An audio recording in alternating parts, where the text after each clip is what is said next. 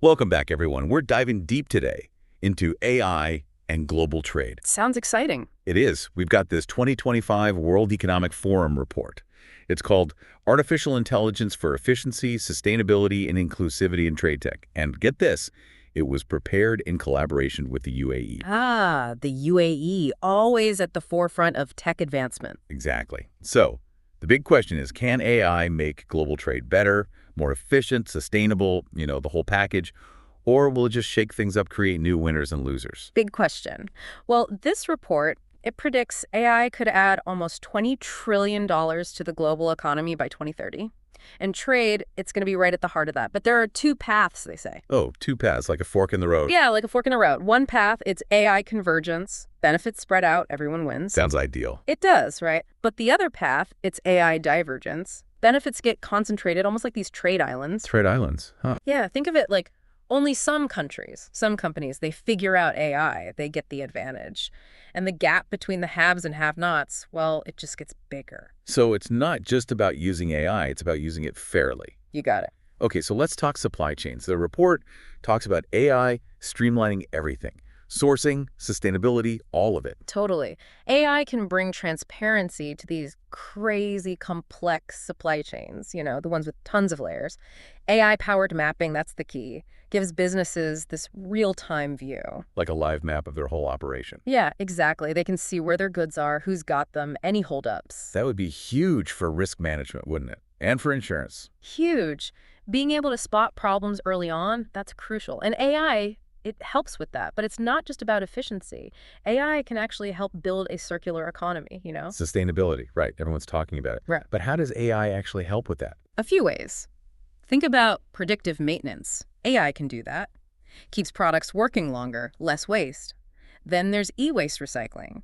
AI-powered automation and robotics, those can make recycling safer, way more efficient, especially for tricky stuff like EV batteries. Speaking of EV batteries, did you see that stat in the report? Which one? About how the average EV, just to get made, the parts travel twice the Earth's circumference. Yeah, I saw that. Crazy, right? It shows you how complex these supply chains are. And AI is helping us manage that complexity in ways we couldn't even imagine a few years ago. Absolutely. Okay, let's shift gears to logistics. Moving all this stuff around, how is AI making that smarter? Well, think about predictive analytics. Imagine knowing weeks ahead of time if there's going to be a big storm on a shipping route. That's wild. Yeah. But are those predictions really that accurate? Weather can be so unpredictable. True. It's not a perfect science. But AI is learning all the time. The more data it gets, the better it gets. And even a small improvement in accuracy, it can make a big difference. Less wasted time, smoother operations. So it's like having a crystal ball that's getting clearer all the time. Yeah, something like that.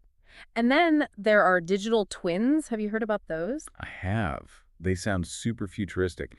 Is it just hype, or is there something real there? Oh, there's real substance. Digital twins are like virtual copies of physical things, ports, warehouses, even whole supply chains. Like a simulator for logistics? Yeah, like a high-tech video game for logistics. They can run simulations, try out different scenarios. So they can figure out the best ways to move things around without any real-world risk.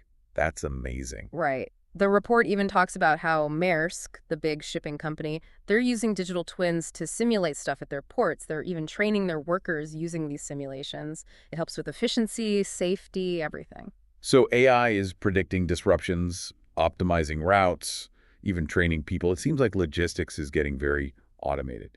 But what about the people? Are they being replaced? That's a good question, though. A report talks about that, too. It says AI is going to automate a lot of stuff.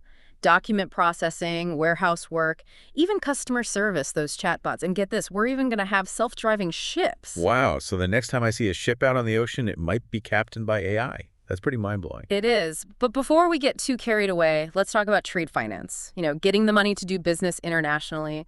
How is AI changing that? Well, access to capital, it's vital for any business doing international trade, especially those smaller companies, the SMEs. But traditional trade finance, it can be a nightmare. Slow, inefficient, and a lot of those smaller players get left out. AI can change all that. So AI is coming to the rescue for SMEs. That's the idea. One of the biggest things AI can do is get rid of all that paper. Yeah. Trade finance still relies on physical documents being shipped back and forth. It takes forever, and it's so easy to make mistakes. Yeah, you always hear stories about documents getting lost, delays, headaches, the whole 9 yards. Exactly. AI can help digitize all those documents.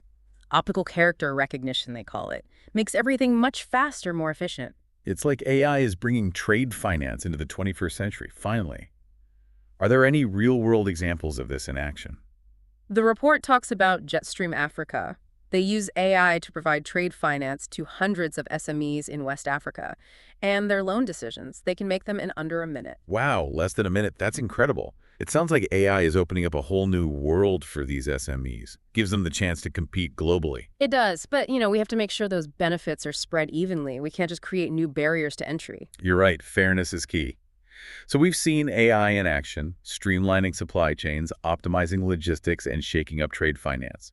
What's next on our AI trade adventure? Let's tackle a topic that can be a real pain: customs and trade compliance. Anything that makes those regulations easier to deal with, I'm all for it. Well, get ready to be amazed because AI is making big changes there too. I'm listening. How is AI simplifying those customs processes? Remember all that paperwork we talked about? Well, AI can process it automatically, gets the key info out, reduces errors, speeds everything up. Like having an AI customs agent working behind the scenes. That's a good way to put it. And then there's cargo inspection. They have to inspect all those goods coming in. It's a huge job. I can imagine. AI is being used to make those inspections more efficient. They're using AI-powered pattern recognition and risk prediction. Helps customs officials spot any potential problems. Like giving them superhuman vision. Exactly. The report gives an example, Project Seeker. It's an AI tool they're using at Heathrow Airport. It analyzes X-ray images and can spot illegally trafficked wildlife with like 70% accuracy. Wow, that's impressive. AI is literally helping protect endangered species. It is. It's a really cool example of how AI can be used to make a positive impact. Okay, so AI is transforming customs and trade compliance too. Lots of benefits, but I'm guessing there are also some challenges. Of course. The report talks about that too. Using all this new tech, it's not always easy. There are costs and complexities that come along with it. So it's not just plug and play. What are some of the hurdles businesses face? Well, they have to train their staff to use this new technology. They need to upgrade their infrastructure. They have to change how they do things. It's like a whole new way of doing business. It is. The report points out that there's a trade-off, right, between how easy it is to implement an AI solution and how much incentive there is to use it. I'm not sure I follow. Okay, so some AI solutions, they're easy to use, like using AI for pricing or market analysis. Those sound like quick wins. Exactly. But then you have things like AI for risk management or making sure you're sourcing ethically. Those are more complex, take more work to set up. I see. So it's like a staircase. Some steps are easier than others. Right. And the report actually has this really cool matrix. It shows you how easy different AI applications are to use and how much incentive there is for companies to use them. I'd love to see that. What are the key takeaways? It says, in the short term, businesses are going to go for the AI solutions that are easy to use and have a clear benefit. Makes sense. They want to see a return on their investment. But is that a problem? Focusing just on the short term. The report cautions against that. It says if we only focus on local optimization, we might miss opportunities to make things better for everyone. Right. We don't want to just optimize for individual gain. We need to think about the bigger picture. Exactly. That's why collaboration is so important. If we want AI to be a force for good in global trade, we need to work together. Okay, so collaboration is key. But how do we make that happen? Well, the report highlights 4 key factors that can make implementing AI easier and help us create a more inclusive future. All right, let's dive into those factors in part 2. Join us as we continue to explore this fascinating topic. So those 4 factors, remember, the ones that can help AI become a real force for good in trade. Yeah, we got to make it work for everyone, right? So first up, it's interoperability. Inter what now? Interoperability. It's a mouthful. Basically, it means making sure all these different AI systems can talk to each other. Oh, right. Like if everyone's building their own AI and they can't communicate, that's a problem. Huge problem. It'd be chaos. We need a common language for these systems. So businesses, no matter where they are, they can all work together. Makes sense. Yeah. So interoperability, check. What's next? Trust. Gotta have trust, especially with AI. Because it's making decisions based on data. Yeah, and if that data is bad, the decisions are going to be bad too. Exactly. So how do we build trust? Well, Digital IDs, those are key. Remember, we talked about those digital fingerprints. They Hmm. let you verify everything, who's involved, what information's being shared. It's like a guarantee that everything's legit. Okay, so digital IDs build trust. Got it. What else? Public-private partnerships. The report calls them PPPs. Those are when governments and businesses team up, right? Yep. And the report, it's really big on PPPs. Says they're the best way to get everyone on board with AI. Governments, they set the rules. Businesses, they bring the innovation. It's like a team effort. It is. And there are already some cool examples out there. The report highlights the Trade Tech Global Initiative. It's a partnership between the World Economic Forum and the UAE. Oh, yeah, the UAE again. They're bringing people together from all over, trying out new things, figuring out what works. So it's not just talk, they're actually doing stuff. That's great. It is. Okay, and the last factor. This one's crucial: investing in people. We need folks who understand AI, who know how to use it, manage it, even build it. Makes sense. We can't just throw AI at a problem and expect it to magically solve everything. We need people who can work with it. Absolutely. The report says we need to train people who are already working, and we need to prepare the next generation, too. AI is going to be everywhere. So it's not about replacing people with robots. It's about giving people the skills they need to work alongside AI. You got it. That's the goal. Human intelligence, artificial intelligence working together. That's how we make trade more efficient, more sustainable, more inclusive. That sounds pretty amazing, actually. But how do we get there? Especially with those trade islands, the risk that some get left behind. That's the big question. And the report, it dives into that in the last section, all about the future of trade and how we avoid those islands of exclusion. Well, let's explore those ideas in part 3 then. See you there. All right, we're back. Part 3 of our deep dive into AI and global trade. We've talked about the potential, the challenges, the need to work together. But last time, we kind of left things hanging with those trade islands. You know, that idea that AI might make inequality worse. Yeah, that's AI divergence, where only a few actually benefit from all this new tech. The report, it describes what that could look like. Some countries, some regions, they become super efficient trading hubs, all thanks to AI, Yeah. and the others, they fall behind. Almost like a two-tiered system, the AI-powered haves and the have-nots. Is that really a possibility? Well, the report, it makes this comparison to containerization. Remember that? Vaguely, like shipping containers. Exactly, shipping containers. When that first started, it really boosted trade between developed countries. But it took way longer for developing countries to benefit. So yeah, there's definitely a precedent for tech creating these divides. So it's not just a hypothetical risk. History shows it can happen. But does that mean AI divergence is inevitable? Like, are we doomed to repeat the mistakes of the past? Not necessarily. The report, it argues that we have a choice. And that choice comes down to collaboration. Collaboration between people and AI, and collaboration between people themselves. Okay, let's start with the people AI thing. What does that actually look like? Are we talking about like cyborgs or something? Not quite. It's more about understanding that AI, it's not here to replace us, it's here to help us. AI is great at crunching numbers, spotting patterns, that kind of stuff. But we humans, we're still better at making judgments, thinking strategically, dealing with ethical questions. You know, those messy situations AI can't really handle. So it's about finding the right balance. AI does what it's good at, we do what we're good at, like a partnership. Exactly. But to make that partnership work, we need the right foundation. The report talks about needing good digital infrastructure, the right incentives. We need to invest in computing power, data systems, frameworks that support responsible AI development. So setting the stage for success.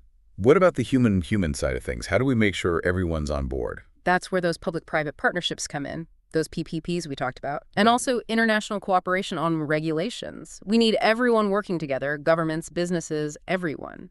So a global effort to make sure AI in trade is fair and benefits everyone. What about organizations like the World Trade Organization? Can they help with this? Absolutely. The report specifically mentions the WTO, says they have a huge role to play. You know, minimizing differences in regulations between countries, promoting a more unified approach. They're all about fair trade, so it makes sense for them to be involved. Right. And those PTPs, those are important too, right? Definitely. The report highlights the Trade Tech Global Initiative as a good example. They're connecting people, testing new ideas, creating a roadmap for others to follow. It's like they're building a bridge to that more inclusive future we've been talking about. But It's not just up to governments and big organizations, is it? We all have a part to play, don't we? We do. The report really emphasizes that. It challenges everyone to think about how they can contribute to making AI in trade benefit everyone so we avoid those trade islands. So it's a call to action for all of us. Yeah. But what can we actually do? It seems like such a big, complex issue. It doesn't have to be overwhelming. Start by staying informed. Talk about these issues with others. Support policies that promote responsible AI development. AI that's ethical and inclusive. So awareness, discussion, action. Even small steps can make a difference. Exactly. Whether you're a CEO, a policymaker, or just someone who cares about the future, your voice matters. We can all shape how AI is used in the world. Well, that brings us to the end of our deep dive. We covered a lot. The potential of AI, the risks, the need for collaboration. We talked about how AI can make supply chains smoother, logistics smarter, trade finance more accessible, even how it can protect wildlife. But we also talked about how tech alone isn't enough. We have to make choices, deliberate choices, to ensure that AI benefits all of humanity. If anyone wants to learn more, I highly recommend checking out the full report. Artificial Intelligence for Efficiency, Sustainability, and Inclusivity in Trade Tech. It's a joint effort by the World Economic Forum and the UAE. It's a really interesting read, and it goes into a lot more detail than we could cover here. Thanks for joining us. Hopefully this has gotten you thinking about AI and its impact on trade. It's a topic that's going to become even more important in the years to come. Absolutely. So until next time, keep exploring, keep learning, and keep asking those important questions.